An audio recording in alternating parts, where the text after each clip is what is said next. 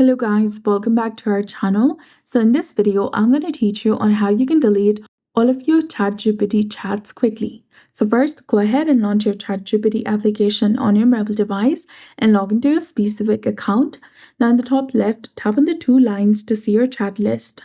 To delete an individual chat, you need to long press on the chat that you want to remove and then tap on delete, which is highlighted in red color. Then again tap on delete to confirm and the chat will be deleted instantly. If you want to delete all the chats, tap on your name or your profile picture icon in the top right corner of your screen. And here you need to scroll down, then tap on data controls. Then you'll get the option of clear chat history, which is highlighted in red color. Tap on that and then tap on clear chat history again to confirm and you'll be done. So that's it. I hope you found this video helpful. If you did, please like, share, and subscribe. Thanks for watching. We'll see you again in the next one.